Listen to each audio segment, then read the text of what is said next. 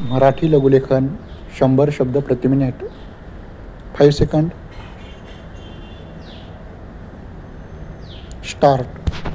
सन्माननीय बंधू भगिनींनो, परिचित संस्थेच्या 22व्या वार्षिक सर्वसाधारण सभेस उपस्थित असलेल्या आपणा सर्वांचे स्वागत करतो. आपल्या उपस्थितीबद्दल आभारी आहे. परिच्छेद. आपल्या संस्थेच्या सन 1980-81 सालच्या 25वा वार्षिक अहवाल व आर्थिक पत्रे व्यवस्थापक मंडळाच्या समितीने आपल्या मंजुरीसाठी सादर करीत आहे. परिच्छेद.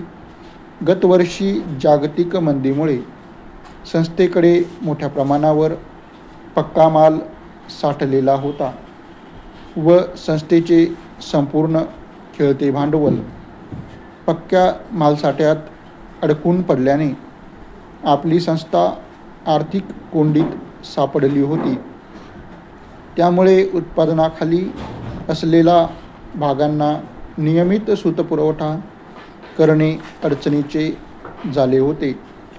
परिणामी संस्थेच्या कापड उत्पादनात घट करणे भाग पडल्याने अहवाल सालात उत्पादनात मोठ्या प्रमाणात घट करणे झाल्याचे दिसून येते. परिच्छेद. संस्थेकडील संचित मालसाठा कमी करण्याच्या दृष्टीने विक्रीसाठी ठोस प्रयत्न करण्याची नितांत गरज लक्षात घेऊन गावोगावी जाऊन तेथील सहकारी संस्था यांच्याशी प्रत्यक्ष संपर्क साधून माल विक्रीचे प्रयत्न करण्यात आले. तसेच प्रत्येक जिल्ह्याच्या ठिकाणी फिरते स्टॉल व सेल्स व्हॅनद्वारा खेडोपाडी जनतेसाठी धोती व इतर माल विक्री करण्यात आली.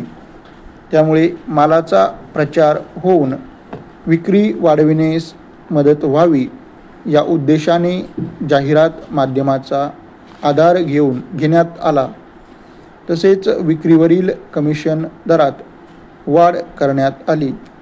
नवीन बाजारपेठ मिळणेस्तव कर्नाटक राज्यातील निरनिराळ्या संस्थांशी संपर्क साधण्यात आला. परिच्छेद. चालू वर्षी सभासदांना मंजुरी दर वाढवून दिलेले आहेत. यामुळे संस्थेस नुकसान होत असूनही केवळ माग बंद पडून विणकरांवर बेकारीचा प्रसंग येऊ नये या विचाराने अजूनही याच पद्धतीने उत्पादन चालू ठेवले आहे.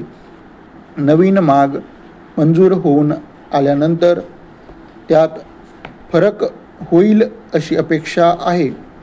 सन 1980-81 या अहवाल सालात मंडळाच्या सभासद संख्येत 50 वाढ झालेली आहे. सभासद भाग भांडवलात ₹3600 वाढ झालेली आहे. परंतु सदर वाढीचे प्रमाण फारच अल्प आहे.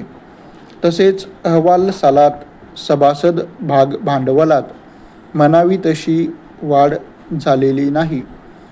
आपल्या संस्थेच्या कार्यक्षेत्राखाली संलग्न संस्थांकडे फक्त सुतापासून कापड उत्पादन होते व त्यांची 9 वारीची किंमत ₹90 पेक्षा जास्त नसते.